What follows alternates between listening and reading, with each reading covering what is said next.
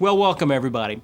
Hey, this is going to be a little bit of a different live lesson tonight because I unfortunately have a little bit of a hand injury that I've been dealing with for the last weekendish, so I am going to try and play as little as possible because I think it's more of a kind of a pinched nerve or inflammation or something like that. So it just has been bothering me. I tried to play a little bit of, I haven't been playing the last few days. I tried to play my electric just a little bit before we started, and I was like, oh, wow, I can't do that. So I'm playing the easiest guitar I could think to play, which is my nylon string Godin. So I'll try and answer your questions. Almost half thought about canceling this at the last minute just because I thought, what good is a guitar player who can't really play, but I'll do the best I can. Thank you so much for your patience on that. I'll try and help you out as best I can and play what little I can. Guy Rogers is asking, and if you please type in your questions as they come to you. Question: how to get the best out of your looper device when practicing? I lay down chords, then look at running through my scales and pentatonics, stuff like that. Well, from Wellington, New Zealand. Hey, welcome, Guy. In New Zealand, we were in New Zealand, probably 20 years ago. I was in Auckland, helped teaching a conference there, and it was just one of the most beautiful cities I've ever had the pleasure of being in. So, how to get the best out of your looper device? Well, if I'm using it for practicing, this is what I do. Okay, if I'm trying to get down a groove unfortunately I don't have my looper hooked up right now, so I'm just gonna have to kind of talk you through it. If I want to solo over, practice soloing over a minor scale or practice my 2-5-1s or something like that, what I do is I would take that looper and I would kind of figure out a little groove,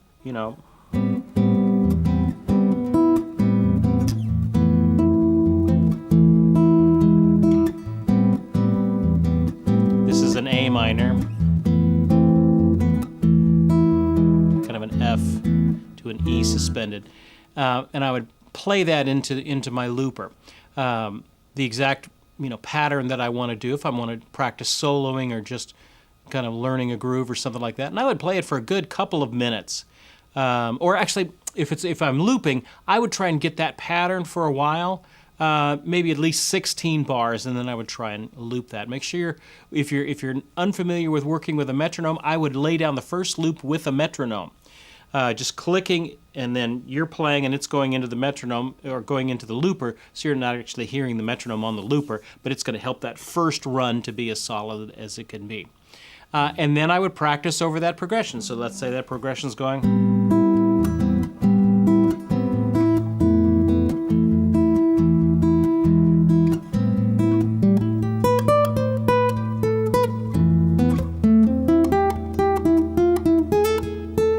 And I would just practice my soloing concepts or whatever I'm trying to work over the top of it, over that solo.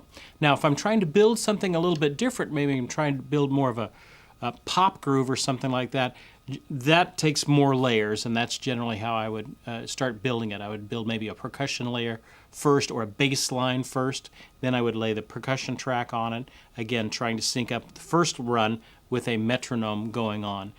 So that I know I've got my loop points correctly. And then I would do that. There's all kinds of practice tools that you can use. There's looping stuff. There's YouTube these days. Boy, it's just got everything on it. If you want to practice soloing in A minor, just type in A minor backing track, and you'll get all kinds of things come up, or blues backing track, or G blues, or something like that, and you'll come up with something there. So that's how I would do it. If you're wanting to practice like a full song, not just a groove, but a full song, what I would used to do if I was doing like a jazz song or something, I would play all the chord progressions into the looper, 2, 3, 4.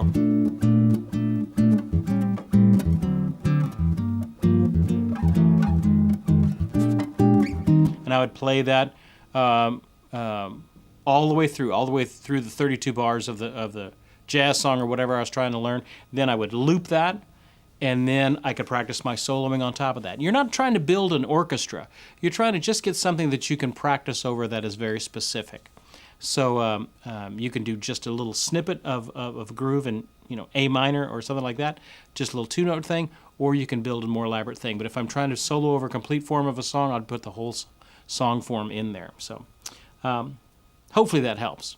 I did a little looper video way back when on how to work with a looper, so you might check that out as well. That was a while back we did that, but that was really helpful. Diane is asking, have you, a little bit about the invisible learning, what's happening even when the progress isn't apparent? Okay. I wish I had some tremendous words, nuggets, pearls of wisdom to throw down for you. Let me tell you guys, if you want to learn, before I get to if you're stagnant in your learning, which that's really more about what Diane's getting at. If you're truly wanting to learn, then just seek it out, dig it out, go onto YouTube, go down the rabbit hole, try and find an artist that you like, a style that you like, and start digging it out, and find the resources that are in that genre, and then start carving it out. You can't learn everything. So that's kind of my first big rule. You can't learn everything. So pick the little battle that you want to learn. Let's say you want to learn blues or whatever. Pick a style that you like, pick an artist that you like, and just focus in. If you shoot too much of a scattered gunshot, you're never going to hit it. You got to be specific when you're doing that. Now, sometimes you'll find, and I find as well, you just get stagnant in your learning or your development, where you just don't feel like you're making any progress. There's a two sides to the same issue. There's something to be said for pushing through something, just chipping away at a concept, and eventually the breakthrough will come. So there's something to say about just doing something even if you don't see immediate improvement for it. The flip side of that is, don't let anything stop your progress in learning. Pause for effect. Let me say that again. Just determine in your head, I'm not going to let this little piece of knowledge that I'm struggling with right now stop my guitar learning. So just go around the dumb thing. If you're working on, let's say we've been in pentatonic scales for a while, you've been working on pentatonic scales until you're blue in the face and don't see a whole lot of improvement, great, move on to something else. But Steve, I haven't mastered it. I haven't conquered it. I haven't done that. Yeah, you know what? A lot of stuff in guitar is related. So just go around it. Don't let anything stop you. Just determine if you can't get it after a while, go on to something else. And you'll be amazed. I know I have been amazed in my own learning that I'll come back to a concept that I was once wrestling with, come back to it 6 months, a year later, and next thing you know, whatever had me tripped up in that is now gone, and my development has gone up, and I'm able to work my way through that. You don't want to lose your joy in playing and in learning. And sometimes if we just put ourselves into practice prison, and I'm going to do it. Steve said to do it, so by golly, I'm going to do it when it kills me, and I'm going to do it 1 hour each morning, and I end up hating the instrument and hating my music and all that sort. You know what the best thing to do at that point is? Stop. Put it down. Go do something else. Take a vacation from your guitar for a while. If you practice something and you keep practicing and practicing and practicing, eventually you get a point where it's diminishing returns. And it's just a source of frustration and source of the improvement. It just gets less and less and less. When you get to that point, I've learned to just stop, do something else, play something else. If I'm tired of playing, just put down the guitar for a while, a day, a two, a week, something like that. Just put it down, do something else, and let your brain absorb what has been done. And you'll realize that your brain does need that rest after a while. So if you find yourself in that practice prison where you're just not making any progress, even though you practice every day and you just grit your teeth and hate every second of it, just take a break. Take a break. Your mind needs a break. Everybody needs a break. Just take a break. Go do something else for a while, and come back to guitar in a week or so and see if you don't have a breakthrough then. Hopefully that helps. Seth Opoku, our good friend from Ghana, is saying, how do you know which guitar to use for which song? Well, it's just tools for me. I mean, so if, and they just, I'm in playing situations where they tell me what they want. Play me electric. Play me an acoustic. You're up for electric this week. You're up for acoustic for this session or whatever like that. So they just got to tell me what to do. But I would say listen to the song and whatever style that it is in. If I'm playing bluegrass, I'm probably not going to grab my Les Paul. If I'm playing rock stuff, I'm probably not going to bring my nylon string. So get the right tool for the style that you're looking to play, and then you want to find the appropriate sound. You know, a lot of times I'll see this with inexperienced players. Well, they're trying to play in a certain style, and they just don't have the right tool for that style. They don't, you know, they're trying to play, you know, a sweet, beautiful, you know, song, and they've got their metal zone pedal and their flying V guitar and their Marshall stack. You're just not gonna get, you're just not gonna get that sound out of that horse. It just doesn't. That pony's not gonna get you there. So you want to get the right tool for the sound. But Steve, I only have one guitar and I want it to sound jazzy. Great, learn how your guitar works. You know, I don't have my electric here with you, but roll that tone off, put up to the bridge pickup there, or to the neck pickup, get a warm sound. Oh, it's rock and roll. Great, I put it all the way down to the bridge pickup, and crank that tone up, crank it on 10. If I have a distortion pedal, that would be the time to use it. Use the tools that you have to get a variety of different sounds, and that will help you. If you only have a couple of guitars, that's fine. Just pick the one that's most appropriate for the style that you're going for. And even if you only have one guitar, learn how the pickups work. Which ones are bright, which ones are dark. Learn how to roll that tone off and what happens when you add it back in. Learn how to, you know, buy one effect at a time is a good idea. Paul Jackson Jr., the great studio guitarist from Los Angeles, talks about that. Don't buy a whole bunch of effects at the same time. Buy one pedal, figure out how it works, because it's all a system that works together. And then, you know, that'll kind of help you get the sounds. I'm amazed at all the sounds I can get out of one instrument by just, you know, learning how to work it and learning how to work the amp that it goes off of, things like that. Seth is also asking, how many guitars are you supposed to own as a guitarist? Well, it doesn't work like that. It doesn't work like that. I wish I could say, man, you use whatever guitars you have. I look at Tuck Andrus, amazing jazz fingerstyle player, been playing for decades, probably 30, 40 years I've been listening to Tuck Andrus. He only plays one guitar, and it's got one pickup. That is his sound. So now I'm doing studio work, and I'm doing a variety of things, so I've got a variety of different guitars. Do I have 50 guitars? No, I got about probably 11 or so guitars, and of those I probably use, you know, maybe 5 of them on a more regular basis. So you have to kind of balance that with what you can do, what you want to do, and knowing your instrument. So it's not as simple as just buy every guitar that you want. A lot of guys, wouldn't that be simple? You know, a lot of guys think if they buy the guitar, they know how to play it. Doesn't work like that. John Y is asking, Steve, I have a hard time playing exercises or songs on the beat or in rhythm. It seems I can't play in time. My problem is that I have a hard time counting and playing at the same time. Any suggestions? Well, it's a very common problem, John.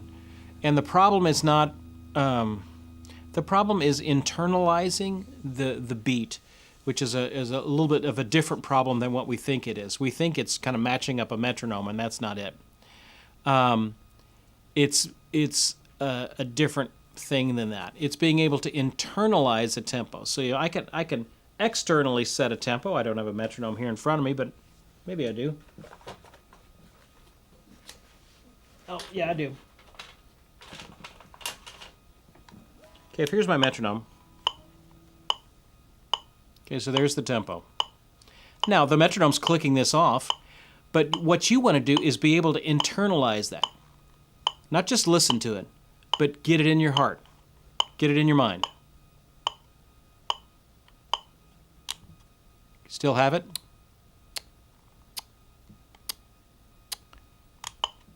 So it's being able to internalize it. So take it inside of you. Be able to, you know if you have it, if you can tap it. Just tap along with it. Maybe play one note.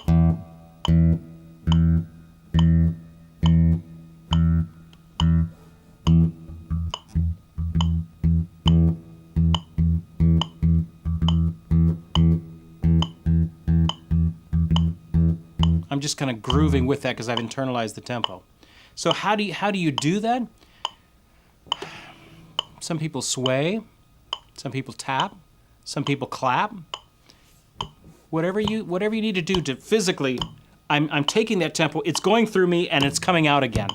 Okay, so that's the neurological thing that we're doing. And you'll find that you may speed up or slow down or whatever. That's okay. Just get right back on it. It's kind of like jumping rope. Remember, you have two people holding each end, and you have to try and jump with them. You got to get that sense of the time in you. And then I have to make that time come out.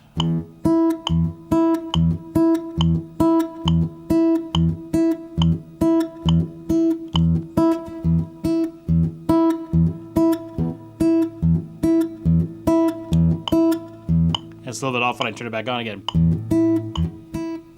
But that's the key. So it's not, if you just kind of turn it on and start playing exercises and find that you're off, you haven't gotten the tempo enough in you. And a good way to do that, if it was just me and you and a metronome, you would get off from it. But if I had the room, your practice room, and I had 20 drummers in that room going, boy, you would be really tough to get off from that because it's just so much of an input coming into you. So sometimes it helps just to put on a set of headphones or some earbuds or something like that with that metronome clicking to where you got it so much in you that you can't really get off of it without noticing really quick because it's just so loud. When it's just a little dot of a thing down there, it's easy for you to get absorbed in your music, absorbed in what you're learning, absorbed in your playing. But when it's knocking you in the head, it's a little bit harder to do that. So I would suggest do that. Start with tapping. Don't worry about doing chords and big strumming stuff. Just tap first. Get that. Sway. Tap your foot to it. That's kind of the secret to it. Now, there's all kind of workings out of it. But if you're having problems with just identifying the beat and locking onto it, that's where that starts. Good question, John. Hey, Randy is saying, struggling with soloing and learning to play with the chord changes. Okay. Randy, great question. Randy, what style are you in? Let me ask you that. Randy, if you could tell me what style you're trying to get in, that would be great. If it's jazz, if it's blues, if it's whatever, that would be great. So if you can come up with that, that's great. Scroll it back to that question, Paulette. Let me see that question again. I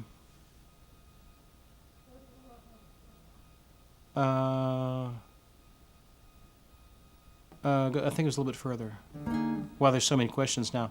Learning to play with the chord changes. Okay. Well, realize, Randy, at any point, the chord is telling you certain chord tones that are lit up at that point. An A minor, it's an A, C, and E. If it's an F, it's an F, A, C. If it's an E suspended, it's an E, A, and a B. So at certain points, different tones are lit up. Okay, and so I want to try and hit those tones, or at least land on those tones when it's that time. When it comes to an A minor, I generally want to try and hit an A, C, or an E somewhere in that solo. So some of it is you have to be smart about knowing what notes are in each chord. I did a whole series on how music works. If you haven't gone through that and you're struggling with that, let me know. Okay, Randy is saying kind of rock and pop stuff. Okay. So first of all, that's where it begins. You got to know what notes are in each chord. And generally with rock stuff, your chords aren't moving very fast. So you've got a lot of time to think about things like that. With rock, you're dealing with a little bit more bending to notes. So I would try and put a whole lot more bends in my playing. Learn what bends sound good. You can always bend to the root. I can bend to the third, whether it's the minor third or the major third, and I can bend to the fifth, and I can bend to the flatted seventh. All those 4 bends there are great to use in any sort of rock playing.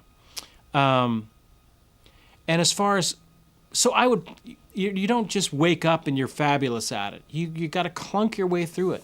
So I'm sorry. I'm intentionally. It's really difficult for me to not play because my it just hurts my wrists too much to play at this point. Especially bends. Just thinking about bends is hurting. But if I'm trying to solo over that, you got to know what notes you're trying to hit. You can't just guess. So if it's over an A minor chord and you're ripping an A minor and then suddenly you hit a B flat, you weren't paying attention. You stepped on a landmine there. So, but let me also say this. It doesn't have to do with the amount of notes that you're playing.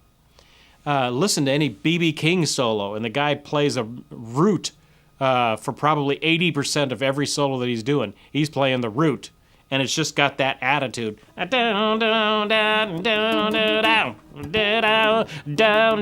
just a root. So try and get the attitude, the attack of the notes with your pick, and I would start on the root and try and get the attitude of it and get that tone that you want, and then kind of work from there. It's amazing how it's not about the complexity of the notes sometimes. It's a lot of that. It is just the attitude to do it. Okay. Hey, thank you, John. We do have the super chat going on tonight. That's kind of you, and we to support the work that we do. We also have our PayPal going. Thank you, all you wonderful folks that support us on PayPal.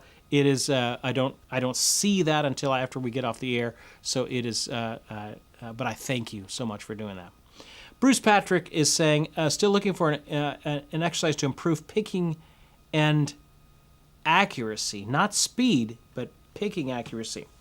Okay, I would suggest, as far as what I'm assuming with picking accuracy is either the string skipping, like you're doing this, right hand picking, or there's the left hand attacking the notes at the right time. So what I'm assuming that you're meaning, well, let's talk about both of them.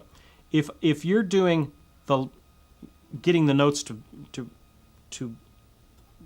accurately, to pick the notes that you're accurately fretting down here, there's all sorts of dumb little exercise I talk about where you kind of go between 1, 2, 1, 3, 1, 4, 1, 4 stretch, 1, 3, 1, 2. I do that little exercise if I'm working my pinky. I would do this. And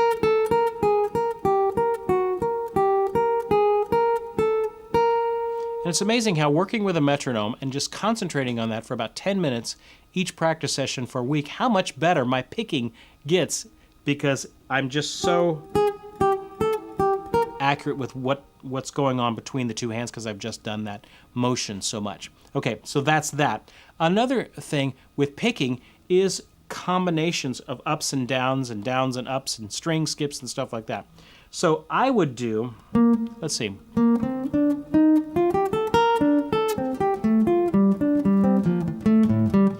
If it's a string skipping sort of a problem,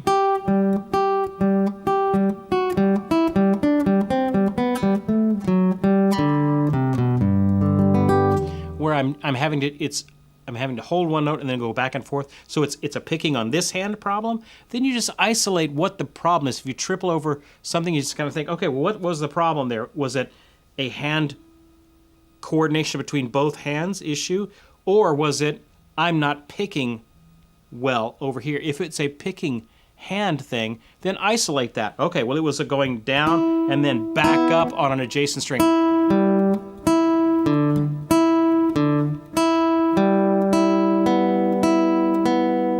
sort of a thing. So then you isolate that problem, you just work on it super slow. You might try different like cross-picking exercises. A lot of the bluegrass guys will do that. And Molly Tuttle talks about that. I did a lesson with Molly Tuttle way back when. Just type in my name and Molly Tuttle, you'll find it. And she goes through several different picking exercises during the course of that lesson. You might check that out. Really interesting things of cross-picking and different patterns of how you're picking. That might help for that. Thanks. Good question. Good question. Mark is asking, how do you move from... Oh, wait a minute. Let me get Seth first, and then we'll get to Mark. Seth is saying, when should you start using guitar effects in your guitar journey? Well, I would... don't go crazy with effects, but if you want to do rock stuff, you're going to need a distortion pedal or some way to get that. So I would say get a distortion pedal and start playing with it, figuring out how to use it. Figuring out how it combines with you and your amp that you're using. Sometimes you can get distortion on the amp. Learn how to do that. There's volume and gain on an amp. If I want distortion, I crank down the volume and crank up the gain. Okay? If I want a clean sound, I crank down the gain, I crank up the volume. So just learn how these things interact with that. And then get a pedal and figure out how it interacts with your sound. And do that. So don't get a bunch of pedals at one time, just get one. Okay? Mark is saying, how do you move from practicing technique to playing a song? Well, it's two different things, and you just practice technique. How I do it, all I can do is say is what I do, is I practice technique for a segment of my practice time, and then I practice songs, which I have to learn songs all the time for various things. So I'll just switch, and I'll have to, okay, I've got to learn this song. And I've whatever song, if it's a fingerstyle thing or if it's the melody line for a certain song that I need to be able to play, I just switch over and play songs. You don't want to practice technique all the time.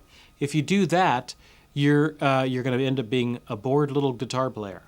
Don't do technique all the time. You've got to apply it into songs. If you do songs all the time, then you'll find you never improve because you're not working on technique. So you need both sides of the coin there. Okay, I'm going to pause for just a second. Thank you for your great questions. We're going to get to those in just a second. I need to give it tell you about a couple things coming up. We have got our Guitar Gathering 2023 conference, which is coming together, and man, the workshops are coming together so much. Just today, we confirmed to do our songwriting class, Grammy-winning artist, songwriter, country artist, Brian White. Amazing country artist, and God Gave Me You was one of his songs that he wrote, and I went on to the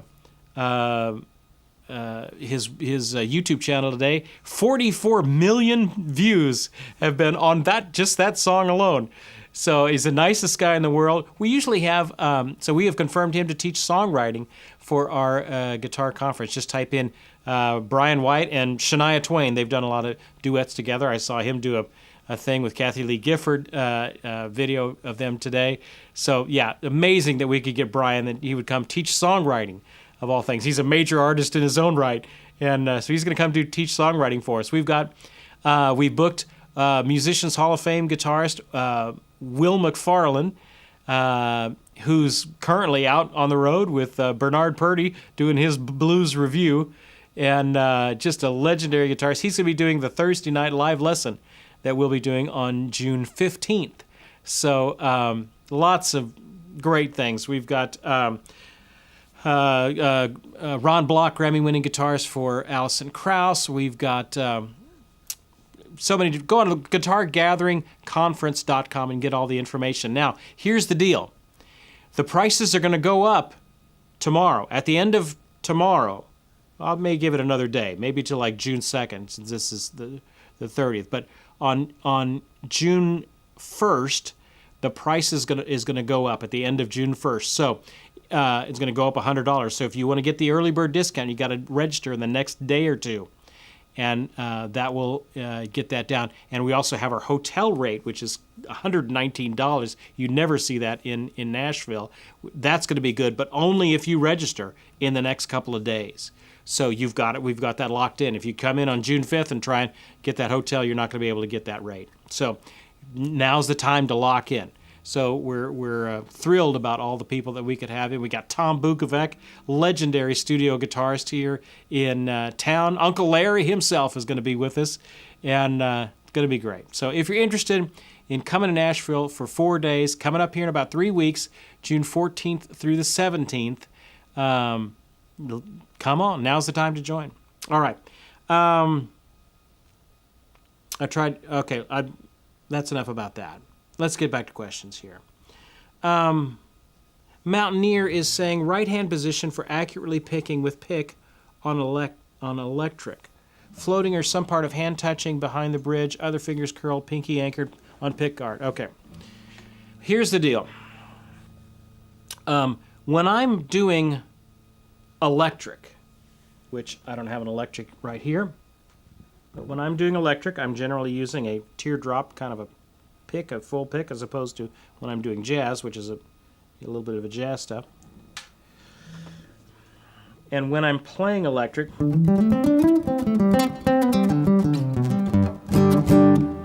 I'm generally not bracing with my pinky on the soundboard.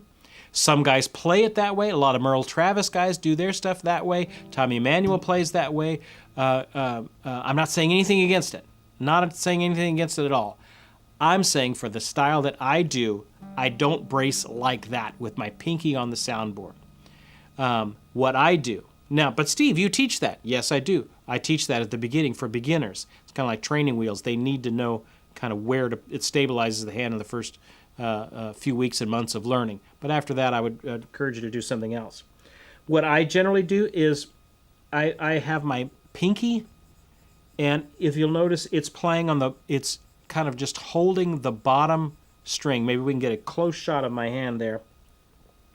So as I'm picking, okay, I'm going to go. And then when it's time to go to the upper strings, this part of my hand is now muting the lower string. So do you see what happened there?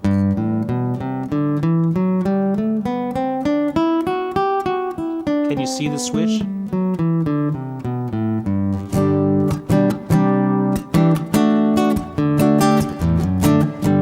When I'm doing a lot of strumming, stuff like that, I'm not bracing at all. I'm just using kind of my hand and my where my arm is attaching up here, touching the instrument. That's kind of where I'm helping. So as far as where, I wish I had my electric here. Forgive me for stepping out of the shot for a second. I'll just grab an electric. You're not going to hear this because it's not plugged in, but I'm generally playing about here, which is about where that top pickup is, about where that neck pickup is. I've got a loose wrist. I've got about 1 centimeter's worth of a pick that's showing. I generally am using a Dunlop 73 or Dunlop 88, a .88 or a .73 millimeters for the pick. So I'm using basically a medium kind of a pick. And I'm attacking right there with a loose wrist.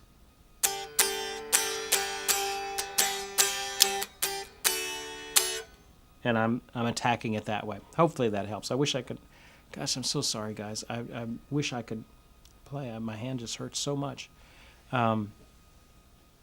Todd is saying, how do I find my own voice on the guitar, especially when I'm a beginner? I always have music running through my head, but how do I find my own guitar voice?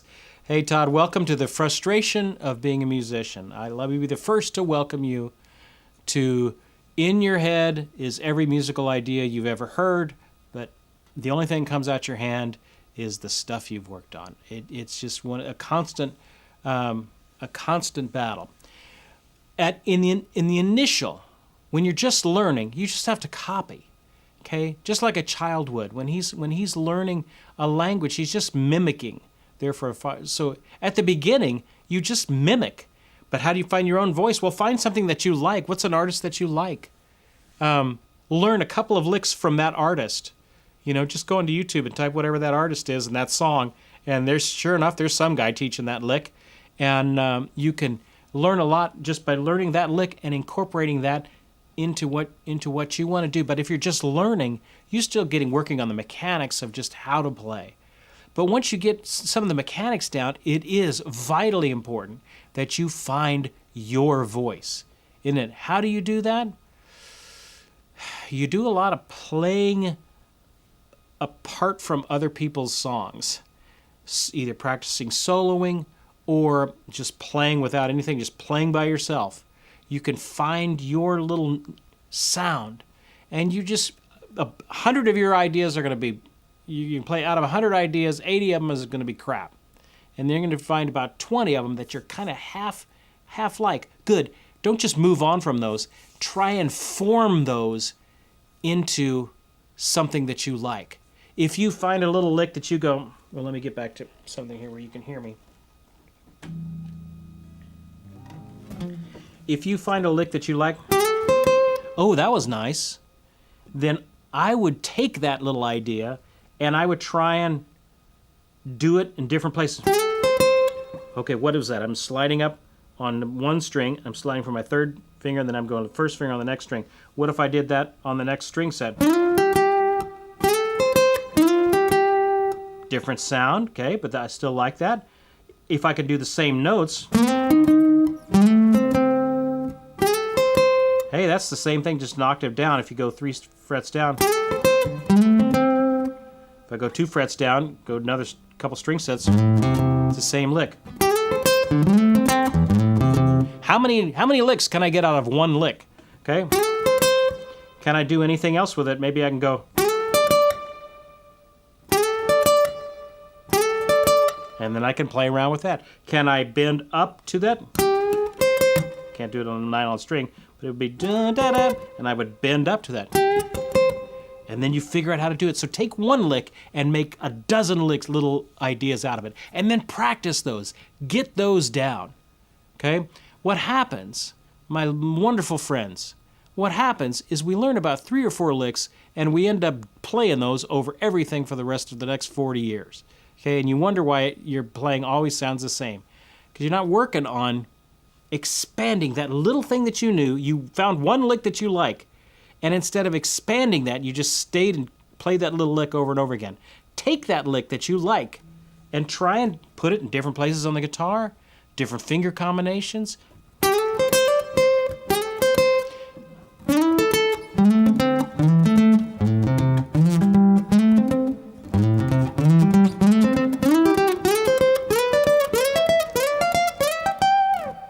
Basically, I did the same finger pattern, 3 to 1. A couple times I did 2 to 1, and I worked my way all the way up the neck. Okay, so take a little idea and start to build it. Little things like that, little ideas, little stitches in your playing like that are eventually going to start to create your sound, your tone, and that's how that works. So it's not necessarily the plethora of notes or the plethora of understanding. It's taking a little idea and really making it uniquely to you. So there's a little bit of a rambling answer there, but hopefully that helps. Paul is saying, other than playing clean, what all-purpose pedal would you recommend for playing acoustic out? Okay, well, first thing I would say for playing acoustic is you want a pedal that's going to be able to give you a DI out, give it as an XLR out. That would be the first thing I would suggest, because that's just a practical thing. You need a way, if you're going to be playing in a sound system or a coffee place or church or wherever, it's going to need to have a DI out. So I would say Fishman has got a bunch of these little acoustic pedals that are great for this. I used the Aura Spectrum for many years. It's not currently on my board. I'm using the Tone Print one I'm using now. But it's basically the same concept. You want something that has a bypass. If I'm playing out on acoustic, here are the things I want. I want something that has a bypass on it, where I can turn myself off if I need to. You don't realize how helpful that is until you're done playing and you try and unplug your guitar. Crank! It's good to have a bypass on there. You can just click that bypass and you can unplug your guitar. It's good for something to have a tuner, or at least a place where your tuner can come in and out, like in a little effects loop. It's good if you have something that has a little bit of EQ parameters. You can dial in your sound a little bit, and the Spectrum has this. The Aura Spectrum has this. The Tone Print imaging one that I have has this as well. It's just all on on your phone now, so you can do it. But it's great. You can dial up a whole system on your phone. So it needs to have some EQ. All that to say, it needs to have some EQ. If it has an XLR direct line out, that's important to have. If it has a bypass, that's important. I like the thing that has a boost. If you can have a boost as well, to where if you're playing strumming, you don't need a boost, but let's say now it's a slow song and you're going to do a little finger style thing. Well, if I have a boost, I can just click that boost when I'm doing finger style, and that helps out. So that's generally what I'm looking for in an acoustic pedal. Some EQ in there as well. So hopefully that helps. Rick is saying, Steve, when chord chasing, are you supposed to change on every chord? What if you can't keep up? Is there a good order to follow? I seem to lose myself at what chord is playing and fall behind. Again, welcome to guitar playing. We're always doing that. It's good to know how to answer this. Okay, there's two levels. Okay, you can close your eyes and know what key you're in and just kind of blow over the changes. And sometimes you'll hit magic, and it'll be great. You have to really develop your ear in order for that to happen.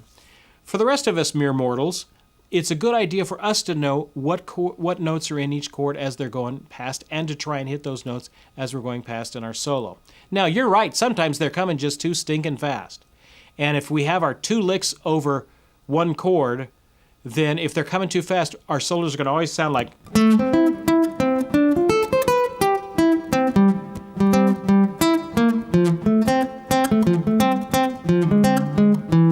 And you end up with this jaggedy kind of solo because only thing you know over an E minor is to go E, G, B. Okay? You want to try and avoid that as well.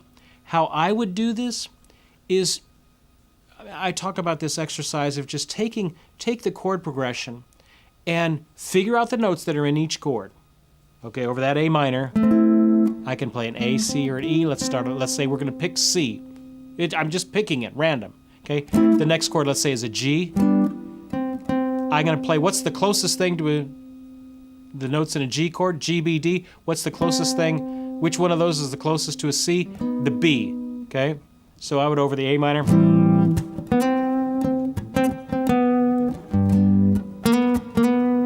Then it goes down to an F major seventh, F, let's say. What notes are in F, F, A, C? Well, there's C again. I could just go back to C. And then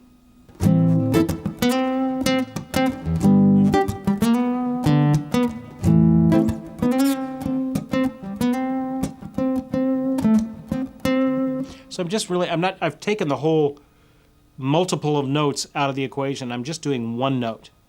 And I'm trying to just fit that note into the chord. Even if you have to just play whole notes, find a little groove if you can. Just play one note.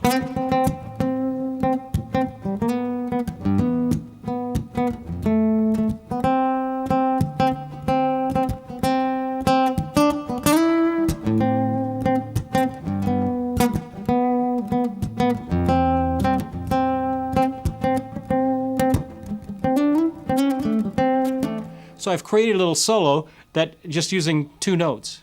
So that's some ways to get around a progression without getting too lost in the weeds with all that. If you find that you're trying to chase all of these different notes, each chord has three different tones. I have to try and hit all those three tones. You're going to end up with these jagged sounding solos, and that's not going to sound as well. So I hope that helps.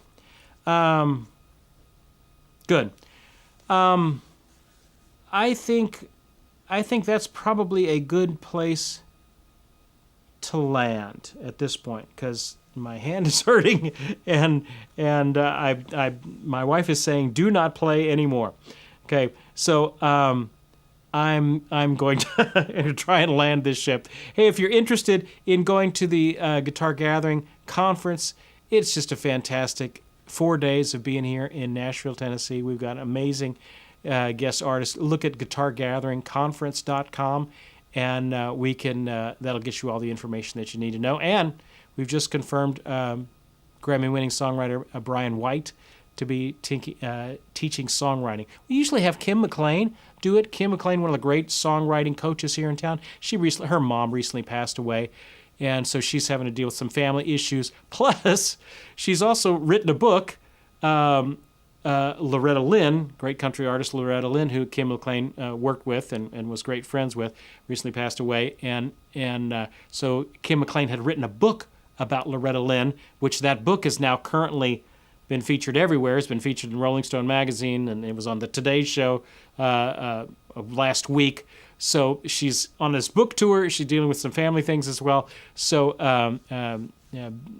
please have your thoughts with Kim as she's out and about. And she so apologized that she couldn't make it this time. But we were able to get Brian. I texted Brian, and he said, sure, sounds like fun. So amazing. You know, one text you can get a Grammy-winning songwriter to come be with us. So thank you all so much for your help with all that. Hey, if you are coming to the conference, just a little thing that would help me. If you could send me, I sent you all, everybody who was signed up for the conference, y'all sent a survey today. Please fill out that survey and get that back to me as soon as possible. The thing that I really need is your t-shirt size. T-shirt size.